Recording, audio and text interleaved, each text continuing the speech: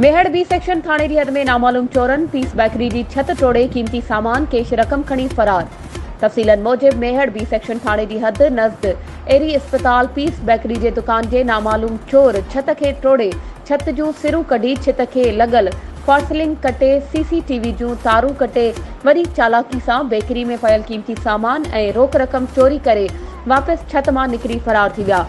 Bakery के मालिक तुफैल अहमद अब्बासी सुबह सां दुकान खोलियो त छत भगल ॾिसी वाक़े जो इतलाउ पुलिस खे ॾिनो।